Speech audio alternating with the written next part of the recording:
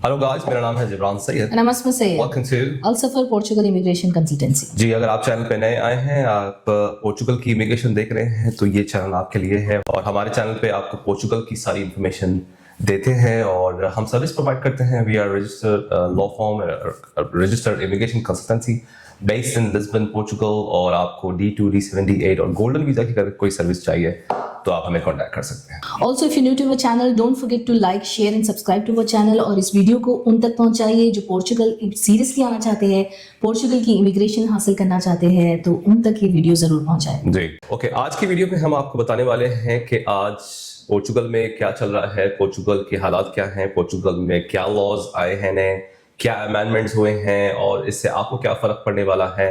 जो 5 साल था वो 10 साल हो गया, क्या हुआ क्या नहीं हुआ, उसमें क्या क्या चीजें हैं।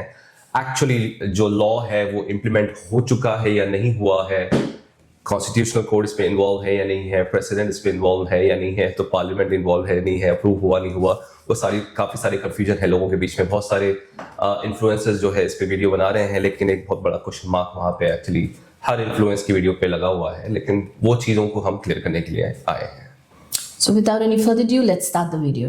यस जी, कंफ्यूजन क्लियर हो चुकी है।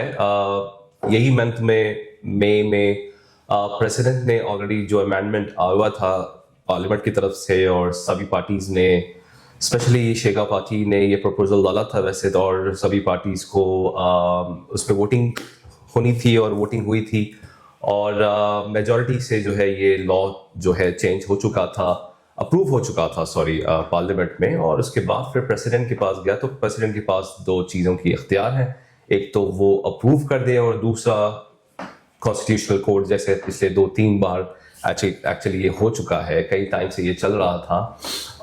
पूरे यूरोप में एक्चुअली, स्पेन में भी 10 साल का है, तो वही देखा देखी चल रही है।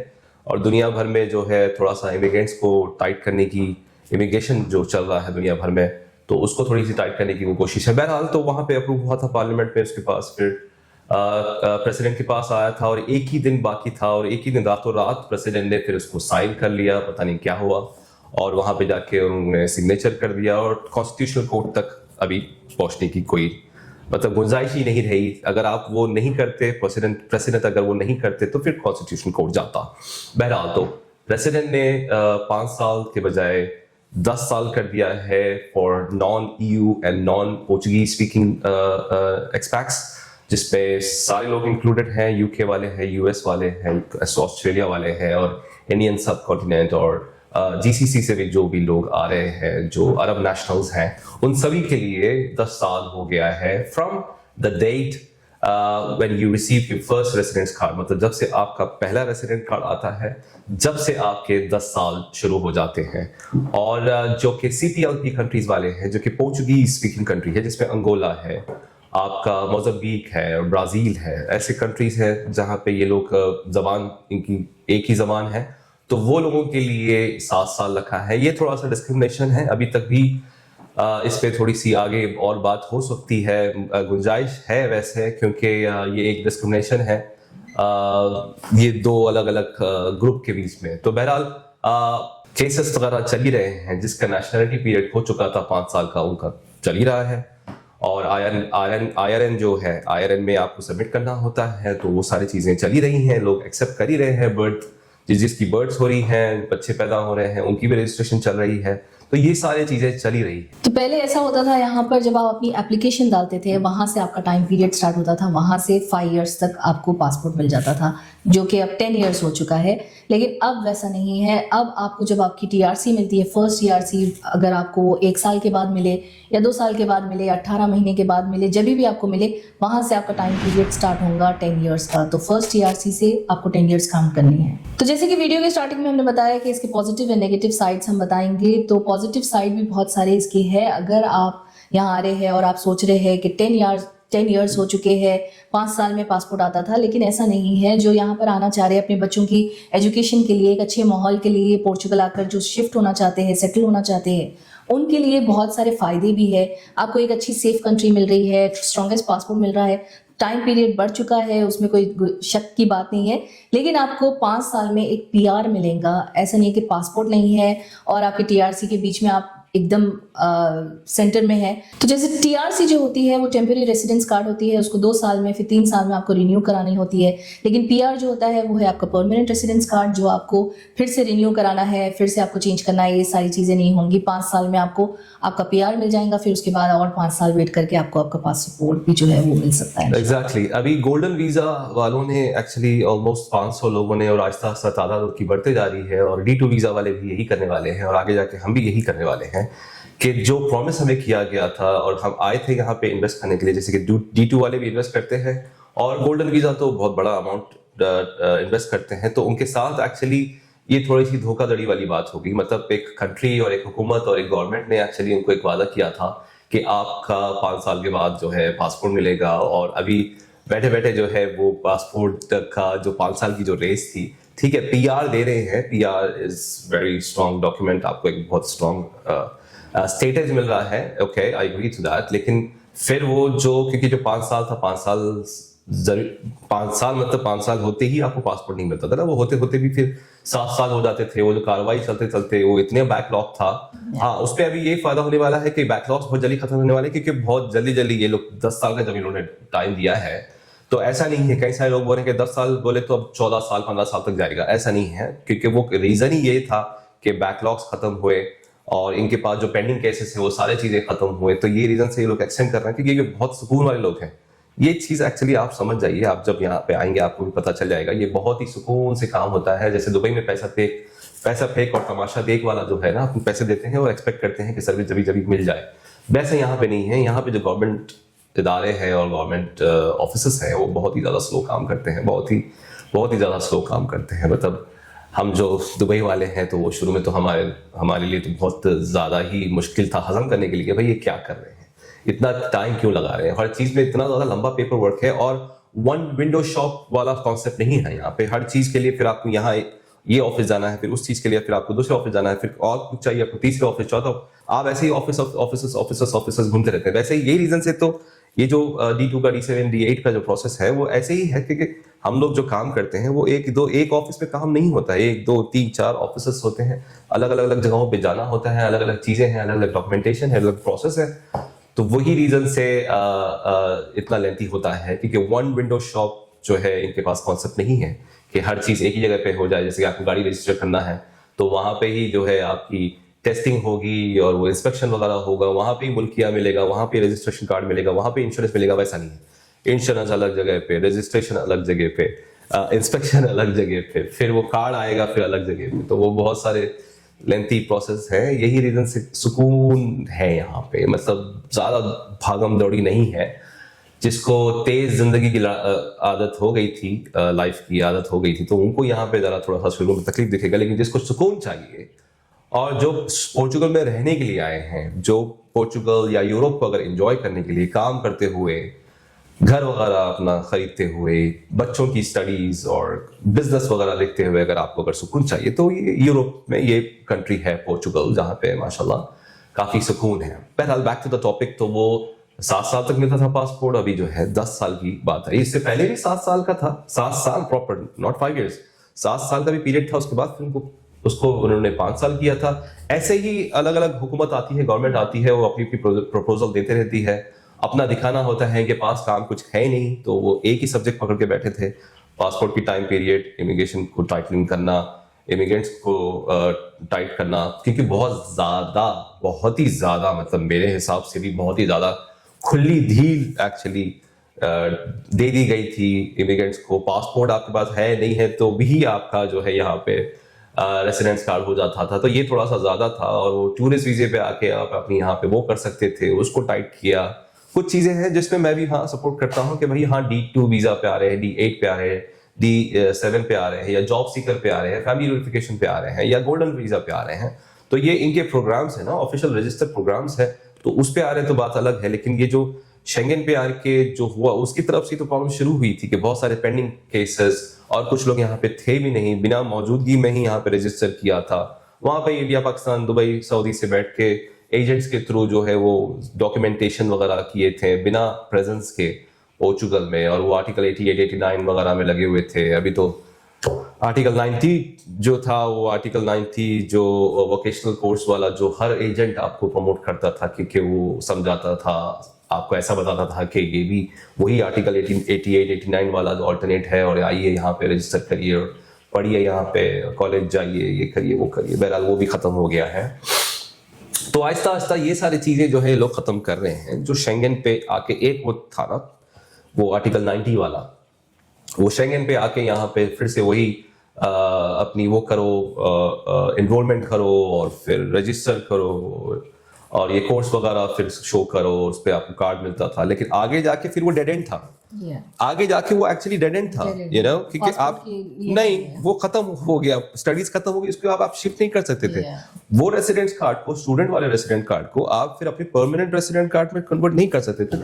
शुरू से हम लोग यही बोलते थे कि 90 वगैरह के चक्करों में मत जाइए। वो अपने यूट्यूब और टिकटॉक और वो लॉग्स वगैरह, आपके शॉर्ट्स वगैरह बनाने के लिए लोग जो है ये सारी चीजें करते हैं। लेकिन हम लोग शुरू से ये कहते थे कि ये 90 तो है ही नहीं, 90.2 92 जो है वो बेकार है, क्योंकि आप उसका कुछ कन्वर्ट ही नहीं कर सकते, आप उसको परमानेंट कर ही नहीं सकते, उस पर काम ही नहीं कर सकते। हफ्ते में 20 घंटे उस पर काम अलाउड था, अगर पकड़े गए तो फिर बहुत बड़ा चालान था, उस पर फाइन था। बहरहाल तो ये है कि फायदा अभी कोई नुकसान नहीं है। लोग जो पोर्चुगल आना चाह रहे थे उनको पोर्चुगल आना चाहिए, उनकी PR लेनी चाहिए, उनका रेसिडेंट कार्ड लेना चाहिए, कंटिन्यू रखें। आप अपनी फैमिली के साथ आ रहे हैं, D2 कर रहे हैं तो बहुत अच्छी बात है। आप अपना काम अगर कंटिन्यू रखना चाह रहे हैं, 6 महीने आपको बिताना है पोर्चुगल में, 6 महीने साल के आपको बिताना है पोर्चुगल में। आपके पास अगर ट्रेड लाइसेंस है, UAE का, इंडिया का, पाकिस्तान का, दुनिया का कहीं का भी अगर ट्रेड लाइसेंस है तो उस पर थोड़ी सी फ्लेक्सिबिलिटी है, आपके लिए थोड़ी सी बेनिफिट्स है। अगर आपके पास ट्रेड लाइसेंस तो आप शो कर सकते हैं रिन्यूअल के टाइम पे कि भाई मेरे पास कंपनी है, मैं कंटिन्यू पोर्चुगल में रह नहीं सकता। तो वो एक फायदा है वो लोगों के लिए जो कि एग्जिस्टिंग, जिसके पास ट्रेड लाइसेंस है, उनके लिए ये फायदा है कि आप के जो 6 महीने, जो साल के 6 महीने, पूरे एक साथ 6 महीने की जरूरत नहीं है, पूरे साल भर के 6 महीने चाहिए आपकी प्रेजेंस पोर्चुगल में। लेकिन अगर आप बिजनेस कर रहे हैं, आपके पास ट्रेड लाइसेंस है तो आप बता सकते हैं, या फिर आपके पास कोई मेडिकल ग्राउंड है, मेडिकल रीजन है तो आप बता सकते हैं। जॉब आपकी इतनी ज्यादा अच्छी सैलरी वाली जॉब है तो वो भी आप बता सकते हैं। ये नहीं कि 5,000 वाले 10,000 वाले वो लोग के लिए नहीं है, लेकिन अच्छी खासी सैलरी वाले जॉब्स वगैरह लोगों के लिए वो भी आप कर सकते हैं कि आप उनको बता सकते हैं कि भाई मेरी अच्छी खासी जॉब चल रही है और मैंने यहाँ पोर्चुगल में स्टैब्लिश किया है और मेरी वाइफ और मेरे बच्चे यहाँ पे रहते हैं, बिजनेस मेरा यहाँ पर चल रहा है, मैं मंथली जो है टैक्स दे रहा हूँ, मेरा खुद का टैक्स पे कर रहा हूँ और साल के बाद का जो मेरी कंपनी का जो टैक्स आता है वो सारी चीजें मैं पे कर रहा हूँ। आपका अकाउंटेंट होता है, ये सारी चीजें देखता है, आपकी डॉक्यूमेंटेशन, आपकी टैक्सेशन वगैरह देखता है। तो आपको अभी मतलब डिसहार्ट होना नहीं है, कोई बड़ी बात नहीं हो चुकी है, कोई भी बड़ी बात नहीं हुई। और मुझे पता है कि आज उन्होंने ऐसा किया तो कल जाके फिर कुछ और लॉ लेके आएंगे जिसमें आपके लिए बेहतरी होगी, क्योंकि इनको बहुत ज्यादा इम्पैक्ट पड़ेगा। अभी जैसे कि गोल्डन वीजा और D2 वीजा वालों के लिए भी एक ग्रुप बन रहा है कि भाई हम केस करने वाले हैं और सारे बिल के लोग केस करने वाले हैं हुकूमत के ऊपर, आयमा के ऊपर ये केस करने वाले हैं कि भाई आपने धोखा दिया, हमने इन्वेस्टमेंट किया था, यहाँ पे पैसे लगाए थे, टाइम लगाया हमने, हमारी फैमिलीज यहाँ रहती है, हम टैक्स वगैरह पे करते हैं। तो बहुत सारी चीजें हैं, अभी तक भी 100% चीजें क्लियर नहीं हुई। आज क्या तारीख है? आज जो है 18 तारीख है, 18 मई है और अभी तक भी ये सारी चीजें क्लियर नहीं हुई है। अभी बैंक्स वालों ने फिर से नखरे शुरू कर दी जब से ये चीजें आई है, क्योंकि ये लोग भी अनसर्टन है ना। वहां पे VFS का अपॉइंटमेंट के टाइम पे भी अभी वहां पे अनसर्टनिटी चल रही है। ये अभी पिछले 20 दिन से हम लोग एक एक्सपीरियंस कर रहे हैं कि हमारे बैंक अकाउंट में भी प्रॉब्लम आ रही है, नहीं तो फिर छट बैंक अकाउंट खुल रहे थे, कुछ लोगों के बैंक अकाउंट खुलने के बाद भी ऑन होल्ड हो गया है। तो बड़ी सी ये थोड़ी चीजें हैं। अभी आगे 1-2 महीने के अंदर काफी सारी चीजें क्लियर हो जाएगी, आप लोग के लिए भी एक क्लियर आंसर मिल जाएगा। लेकिन आपको अभी हम ये बताने के लिए आए थे कि ये चीज इंप्लीमेंट हो चुकी है, साइन हो गई है प्रेसिडेंट से, और 7 साल हो गए हैं फॉर पोर्चुगीज स्पीकिंग कंट्रीज और 10 साल हो गए हैं for non Portuguese speaking countries. दूसरा अच्छी चीज ये है कि PR आपको मिलने वाला है, 5 साल होते ही PR होने वाला है। अब आपका कोई कार्ड रिन्यूअल, ये सारी चीजें नहीं है।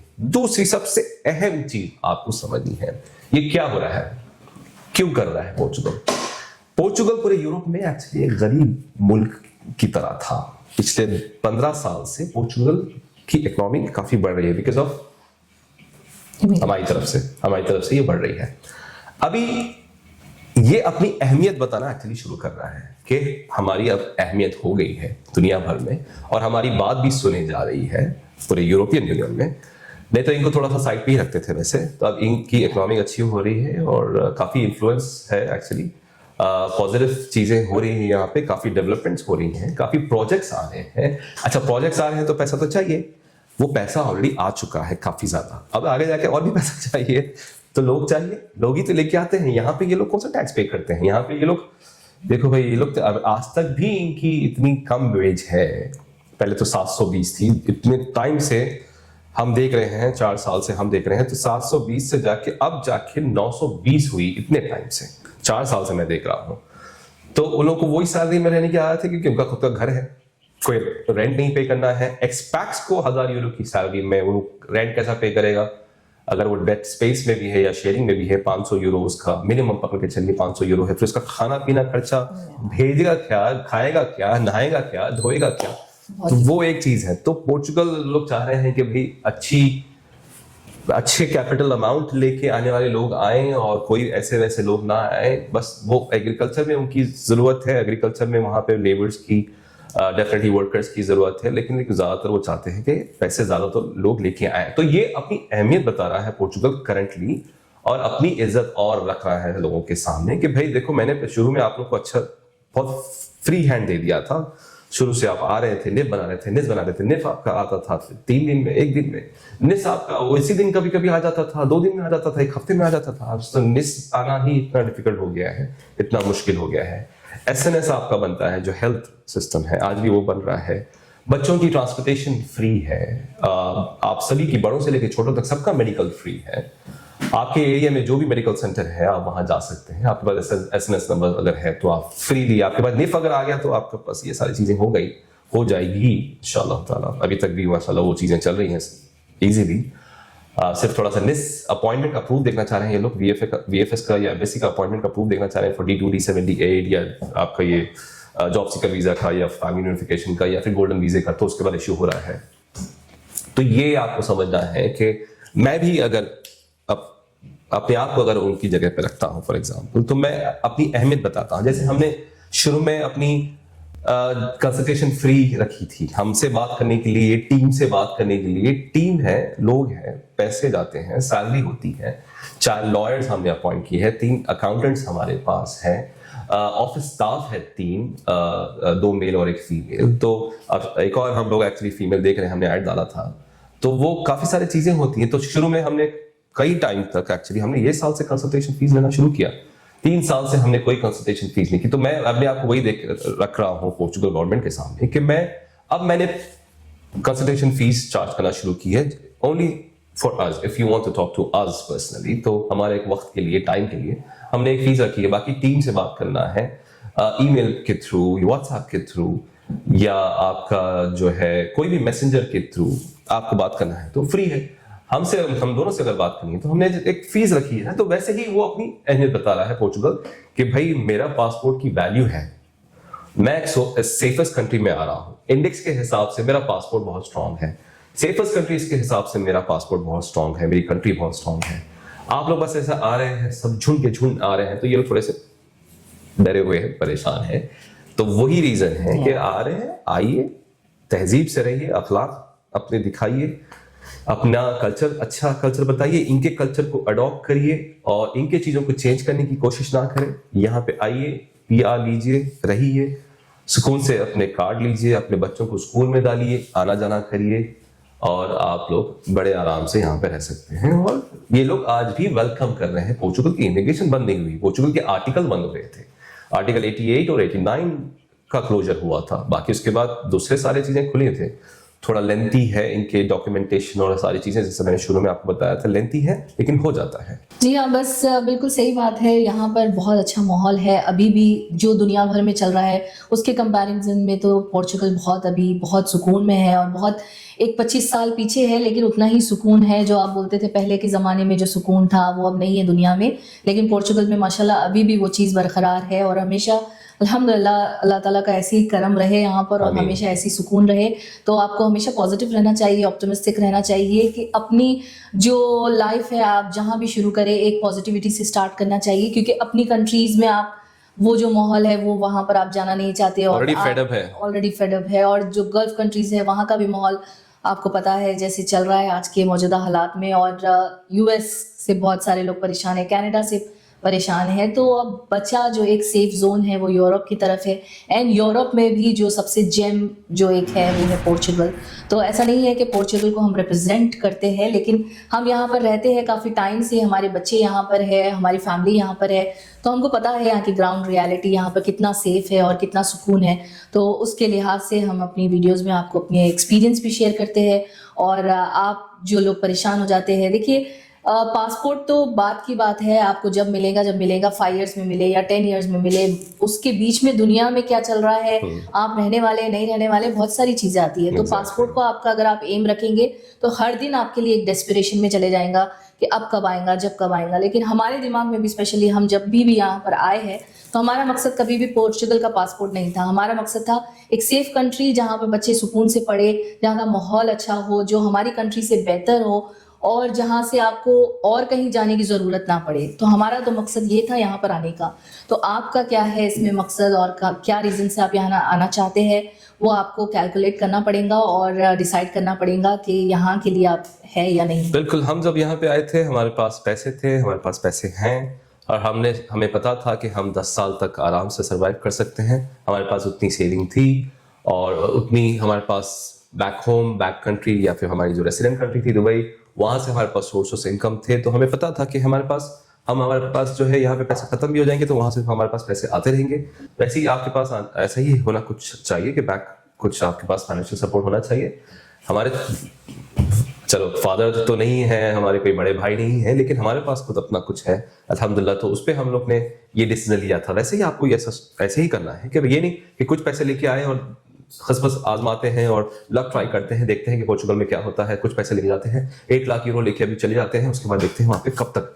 तो जरूरी नहीं है कि जो बिजनेस आप शुरू करने वाले हैं आपको जॉब मिल सकती है। यहाँ पे जॉब अच्छे जॉब्स मिलते हैं, यहाँ पे लोग माशाल्लाह जॉब्स कर रहे हैं, आप हाईली स्किल्ड हैं, बहुत अच्छी सैलरी के जॉब्स हैं।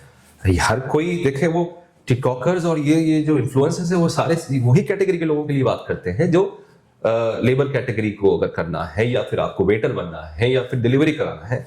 जरूरी नहीं है कि वही है। हम वो लोगों के लिए बात करते हैं कि जो आप एजुकेटेड हैं, आप हाईली स्किल्ड हैं, आपके लिए जॉब है। आप ट्राई करिए, आप लिंक्डइन पे आप आने से पहले वो सारी चीजें करिए। D2 कर रहे हो तो भी जॉब करो, D7 कर रहे हो तो भी जॉब करो, D8 कर रहे हो तो भी जॉब करो। बाकी आप अगर कंटिन्यू करना चाह रहे हैं तो अपनी वाइफ को मेन एप्लीकेंट बना दीजिए और आप जो है डिपेंडेंट बन जाइए। बहुत सारे ऑप्शंस हैं। तो लंबी हो रही है वीडियो और दूसरे सब्जेक्ट के ऊपर इंशाल्लाह ताला बात करते हैं और उम्मीद करते हैं कि आपको हमारी बातें समझ में आ रही है और इन्फॉर्मेशन मिल रही है। हमारे चैनल के थ्रू आपको कुछ अगर इन्फॉर्मेशन मिल रही है, अगर यूजफुल है, इसे जब लाइक करें, शेयर करें और सब्सक्राइब करें और इसको वहां तक फैलाएं, ये चैनल को वहां तक फैलाएं और पहुंचाएं जो लोग इंटरेस्टेड हैं पोर्चुगल के लिए। हमसे अगर किसी को बात करना है तो आप कंसल्टेशन फीस पे करके हमारी मीटिंग अपॉइंटमेंट बुक कर सकते हैं। आप एक ही बार पैसे पे करना है और आप बार बार जब तक आप सेटिस्फाई ना हो, आप जब तक अपॉइंटमेंट बुक कर सकते हैं हमारी। तो मेरा नाम है Jibran Syed. And I'm Asma Sayed. Peace be upon you all.